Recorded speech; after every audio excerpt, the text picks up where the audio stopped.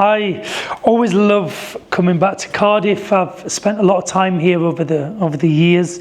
In fact, the first big thing I did, and I spent a lot of time here, was Les Mis at the Millennium Centre.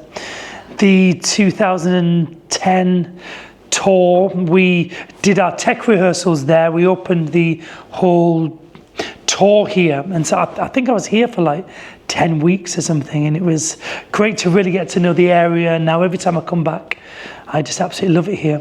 I actually flew in from Austria yesterday. I went skiing with my daughter, and it was a 5.5 hour delay on the flight. So my friends actually picked me up from Bristol Airport. I went back to their house last night, just kind of chilled out with them, and then we're here at the new theatre this morning. So it was great to come back to this theatre. I did Panto in 2021. I've done lots of shows. I think I did Legally Blonde here, Footloose, to name a few.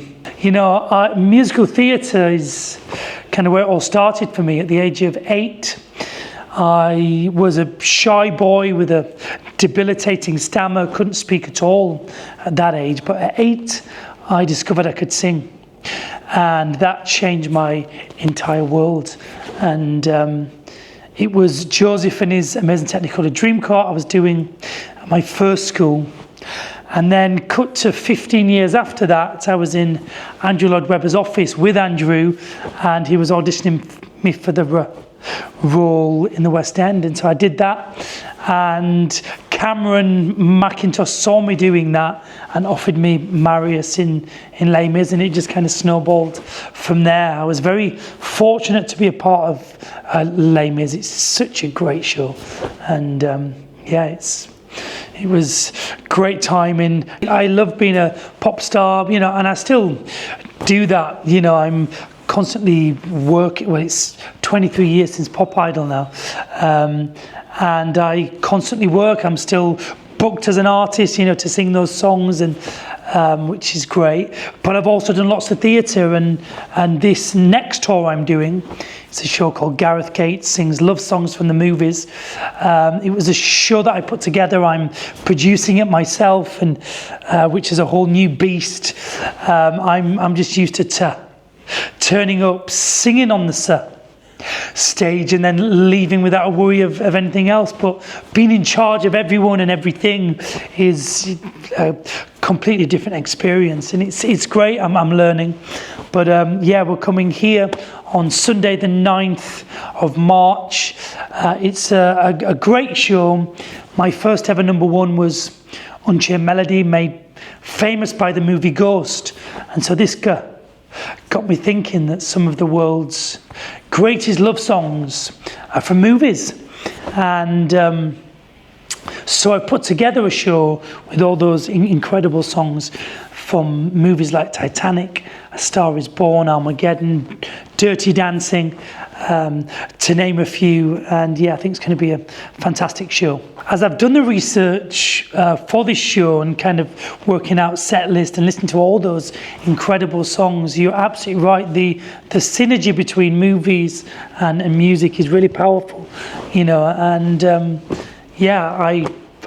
I used to love going to the cinemas as a kid on, you know, kind of first dates with a girl, and you're sort of so nervous, you know. And I'm hoping that these songs bring back those, you know, kind of lovely memories, because there's some huge hits in there.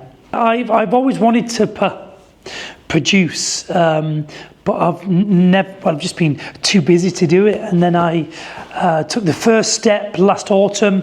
I produced a show called Gareth Gates Sings Frankie Valli and the Four Seasons, and that went really well.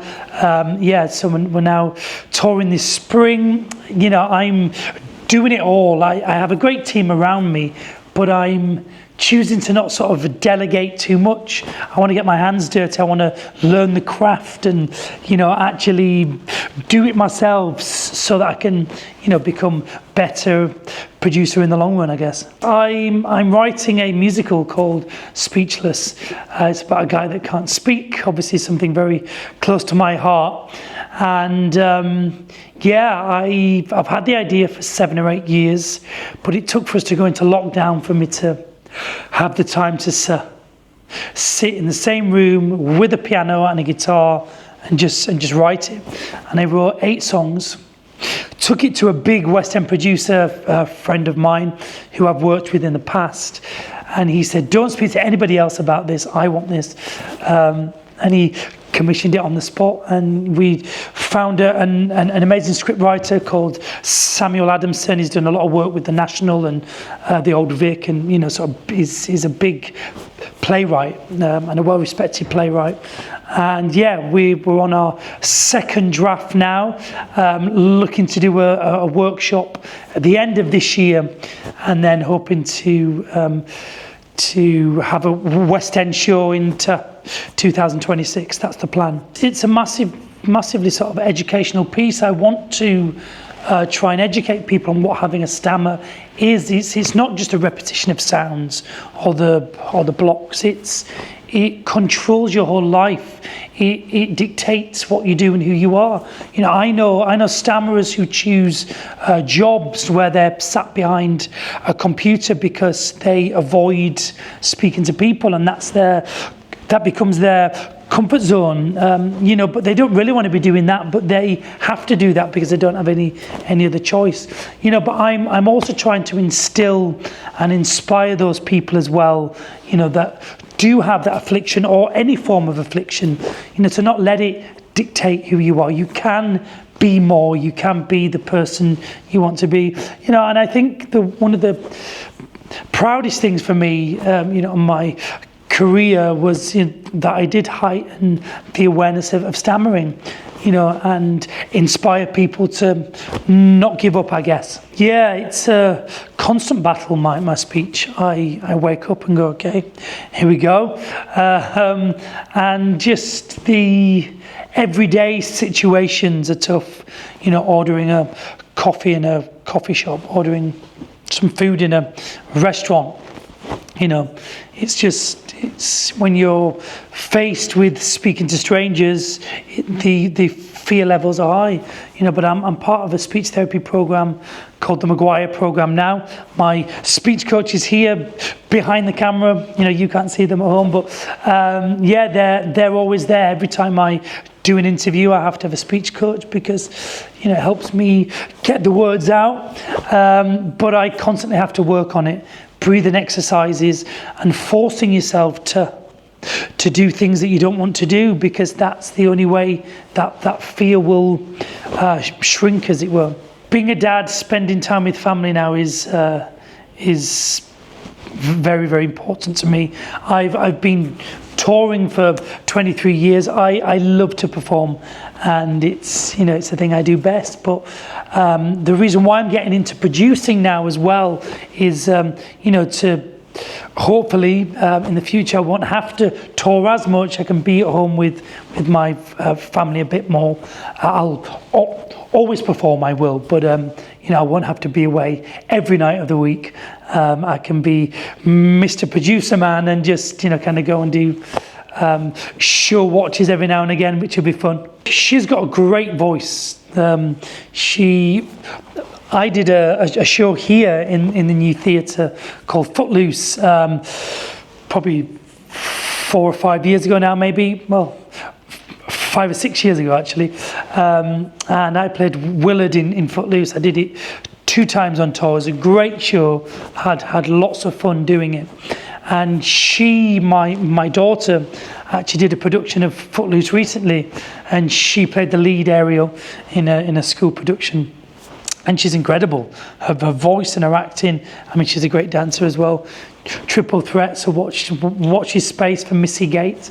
But yeah, so she's so good herself now that she's giving me notes, on what I shouldn't be doing on stage. So yeah, she's a good critic. I'm all for her, kind of following in my footsteps. I am, and I'm often asked this question, do you want her to get in the industry? It's a tough industry, but I've got so much out of it, and if she wasn't as good as what she is, then I'd be kind of persuading her not to do it. But she is brilliant, and I think she's definitely got a career in music somewhere.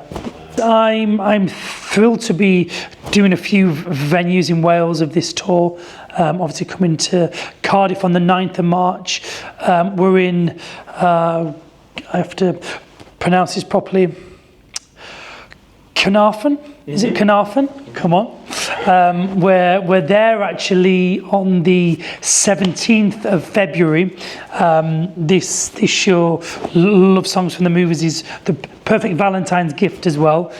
So that's part of Valentine's week in Carnarvon. We're also up North Wales where we go to Rhyl, which is great. I love the Welsh audiences, their voices, when you ask them to sing along, their voices, you just get this sea of strong Welsh, incredible voices. And yeah, it's great. I actually found out not so long ago, I'm an 8th Welsh. Yeah, my great grandfather was Welsh. And so yeah, maybe that's where I get my voice from.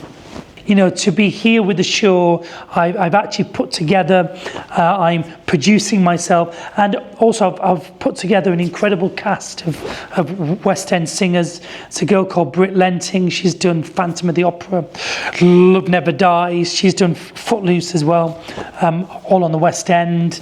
There's a girl called Maggie Lynn who's done Wicked on the West End. She's part of the cast as well. So all backed by a live band. You know, and to be singing those incredible songs from the movies that everyone knows and loves, yeah, I think it'd be a real thrill to be here back in Cardiff.